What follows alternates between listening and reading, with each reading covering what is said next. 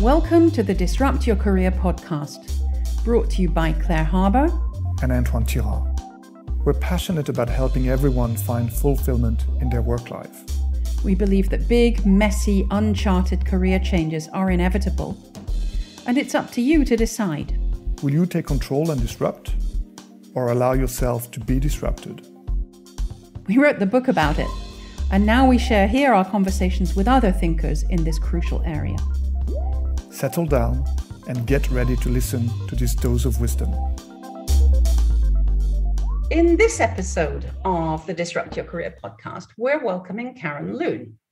She's a non-executive director and a former senior Big Four partner. She's worked with the world's leading banks and led all kinds of amazing diversity initiatives. She has so many qualifications, it took me a long time to read through them all, but they include system psychodynamics and governance from INSEAD, and she has research interests in identity work and organisational change. That's a really inadequate introduction compared to all the many things that Karen's interested in and active with. But Karen, it's an absolute pleasure to have you here, calling in from Singapore. Thanks very much for the chat.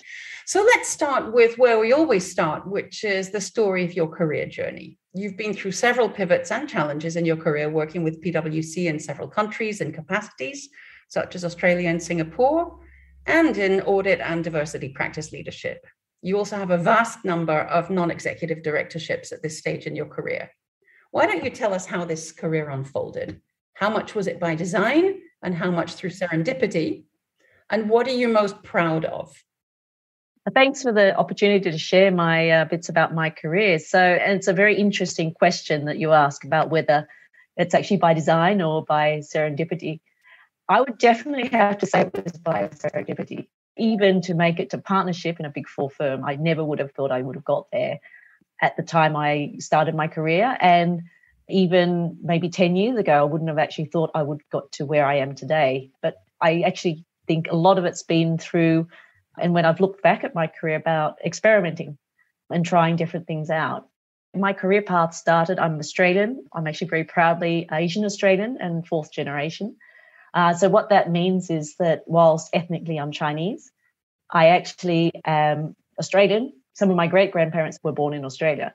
Fantastic. So I grew up in a very Western environment, but I'm ethnically Chinese, which I think the more I've looked back at who I am and my career, that's really shaped, and that whole early experience and what my ancestors have passed on to me has actually shaped who I am.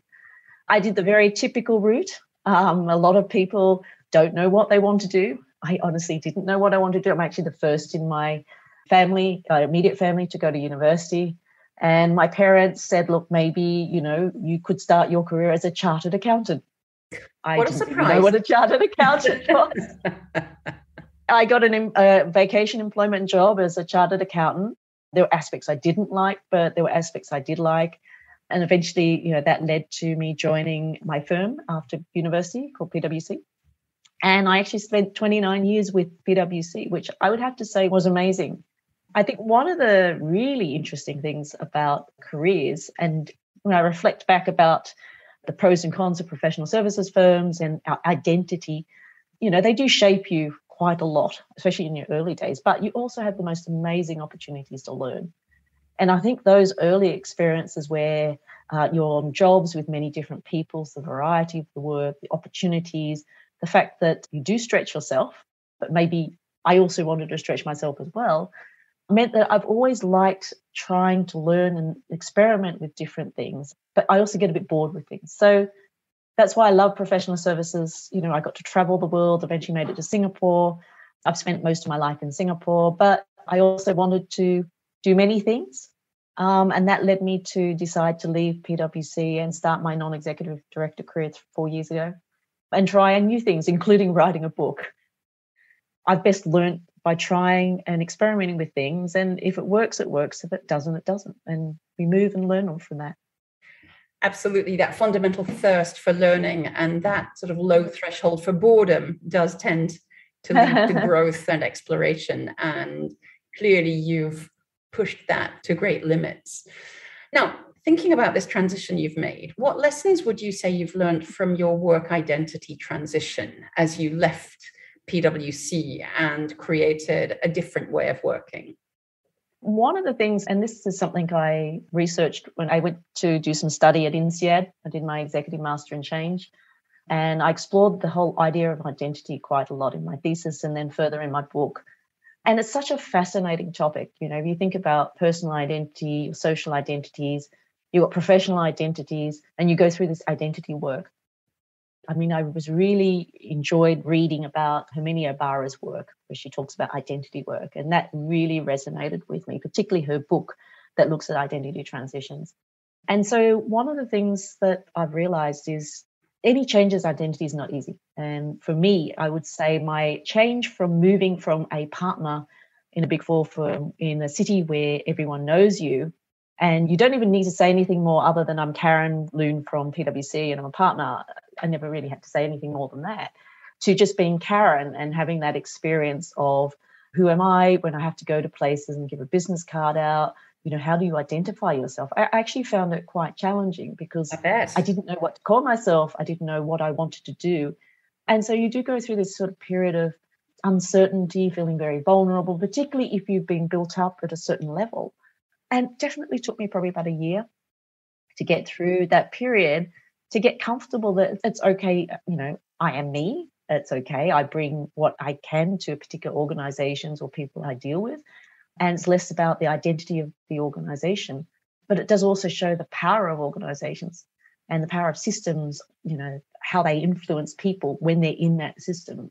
And so I've learned a lot about that. And I think that's helped me be a bit more mindful of the types of things I want to do and organizations I work with and the ones I'm less comfortable with, because I have time now to choose what I want to do.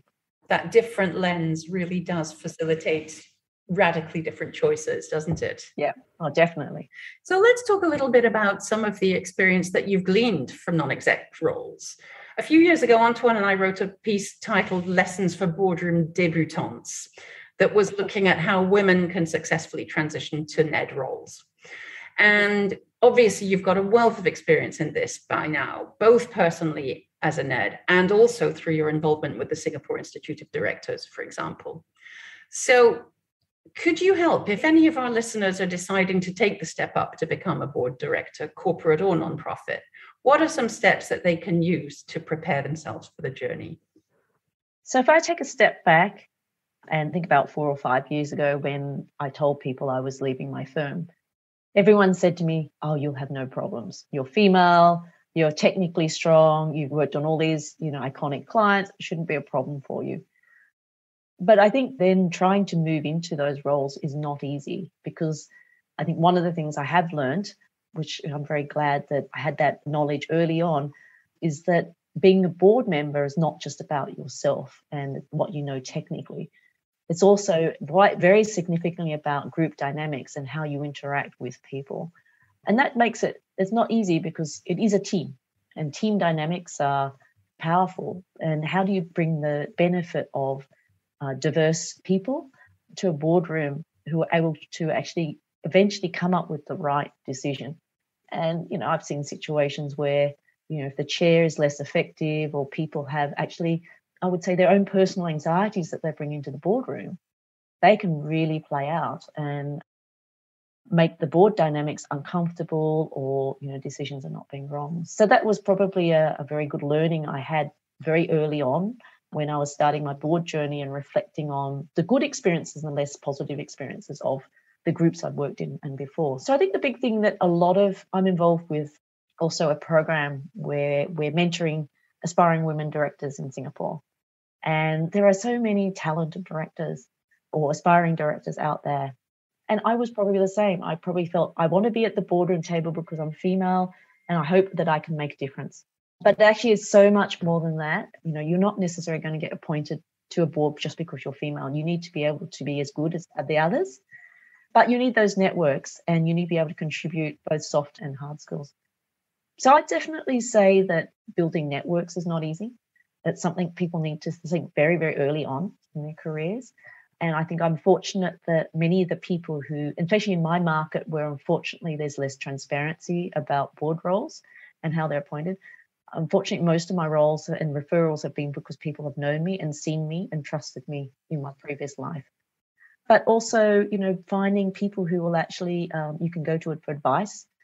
And many people are open to give advice to you and also, share their own experiences as well. So a lot of it's around the networks, not just the technical skills, but honing those skills in the boardroom and getting comfortable with, and less about you contributing and more about thinking about some of the things that not have been thought about. Brilliant. Thank you. That will be useful for sure. Let's turn to your book, Fostering Culturally Diverse Leadership in Organizations. In this book, you look at how successful culturally diverse leaders resolve the contradictions and tensions of their identities within organizations and what can be learned from those leaders who have thrived and smashed the so-called bamboo ceiling. Why don't you tell us about why you felt a need to write this book? And can you tell us a bit more about the notion of bamboo ceiling? So I'll talk a little bit first about bamboo ceiling. And so it's a term, actually, I found it interesting. Not everyone knows what the bamboo ceiling is, but the bamboo ceiling was made more famous by a lady in the US called Jane Hun, who wrote a book about 15 years ago about career advice for those who smash the bamboo ceiling. It's basically like the glass ceiling, but viewed to be a ceiling that people with Asian backgrounds in Western countries hit because they're often not perceived as being an appropriate leader in those markets. And so for me, I actually alluded to this earlier on in my background. I'm actually Australian, so I do have a strong affinity on how to get more people with Asian backgrounds into leadership positions. I myself actually did a secondment back to Australia about 10 years ago. And as a partner, I'd actually started in the same firm many, many years ago. And I found it quite startling. So I went back, there was probably about 500 partners in that national office at that time. And I was only one of two female partners who had an Asian background. Maybe I'd been so used to being in a different environment where I didn't have to think about my ethnicity and being different as much. But that just really sort of struck me. And I said, this doesn't feel right, because the population of people, younger graduates was very, very different, like in many countries. And so ever since then, that really drove me to want to do more in the diversity space, including how best can we try to get organizations to support bringing some of their culturally diverse talent through, because there's just so much lost talent. So I interviewed over 30 current and former Big Four partners initially as part of my thesis research. And I really wanted to understand from them what led them to get into their leadership roles, including understanding their early family experiences, their journey and, what it really took to make it. So it was really fascinating. Happy to share a little bit more into some of those areas in a moment. You've clearly given us the reason why you wrote the book. You saw something that you felt was wrong, unjust, all those, senses of indignation and a problem that can often lead to the motivation to take on that massive task of writing a book. I guess what I'm really interested in sharing with our listeners is the lessons that you learned from those who did smash the bamboo ceiling. You talked about, looking at their cultural shaping, their early lives. Why don't you tell us something about the common things, or even some interesting deviations from the common things that shaped those leaders that did succeed? I'll talk a bit about the bit that really I found was personally most interesting for me. And I think this was where I learned a lot about myself. All career journeys are not easy, particularly in organizations. You've got yourself and who you are, but you've also got the organization and what it would like its people to be as well in certain types of roles. But one of the things I found, because you do have to deal with a lot of change and reinventing yourself, and the organization wants you to be certain ways, one of the things I found most interesting was looking at the whole concept of attachment styles. And that's something that has been looked at by psychologists, usually for children and other areas, but less so in the workplace.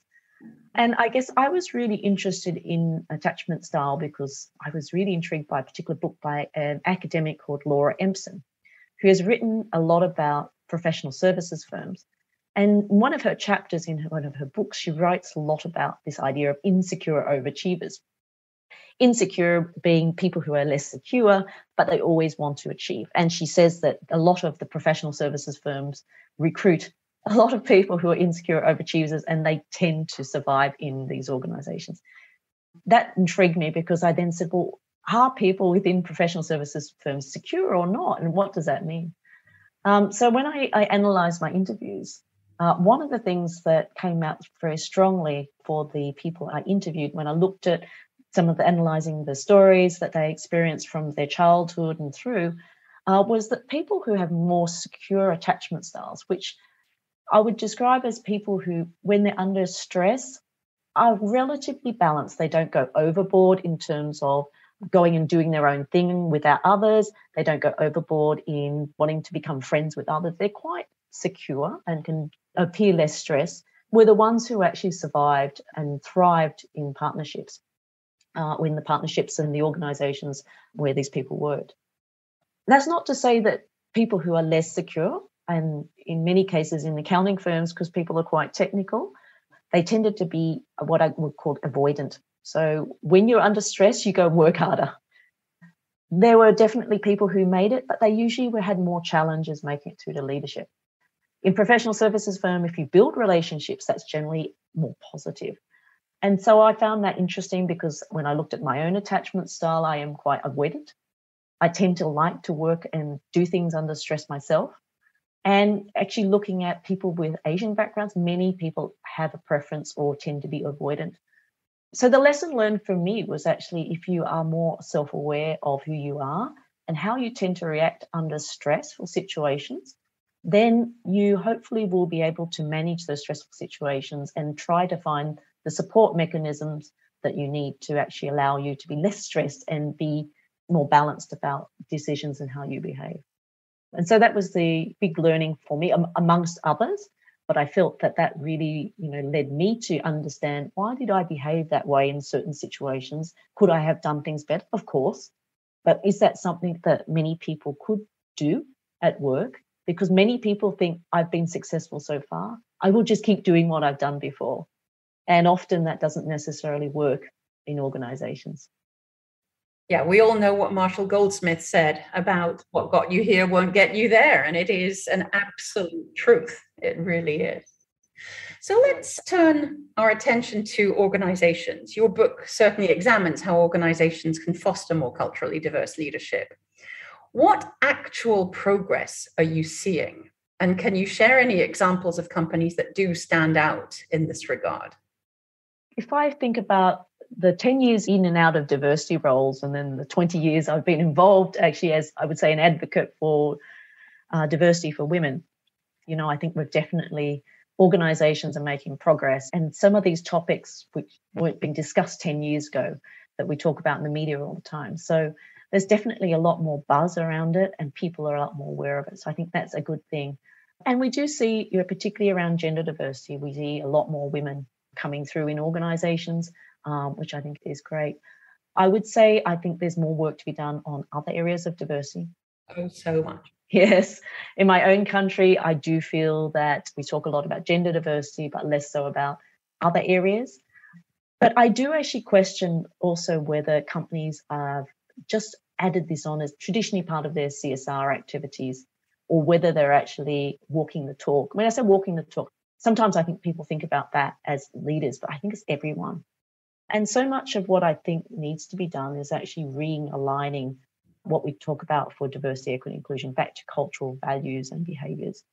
And I don't necessarily know whether many people connect that up. It's extremely difficult. But we think about diversity, equity, inclusion. What people do is, it's part of HR. I'll appoint a diversity leader. I'll put some KPIs in because we're rational people and hopefully people will meet the KPIs. But the question I have is, are things really changing? And do your people feel that the values that you talk about in your organisation are ones that are actually lived? And so I think we still have some way to go. I think the whole ESG push at a corporate level will force people to align what they're doing back more holistically rather than bolting it onto HR or having employee resource groups or putting nice disclosures in reports. But I think we still have some work to do. We definitely do. We definitely do. Now let's think about the context in which these diversity programs, as opposed to just diversity behavior. You talk in an article recently about the fact that diversity programs succeed when there is psychological safety.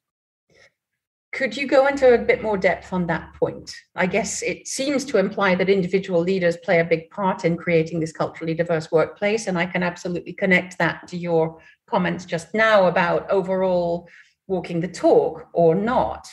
Why don't you tell us what are the characteristics of these leaders that are creating successfully culturally diverse workplaces, even if there's work to be done, and how these can be nurtured or developed further?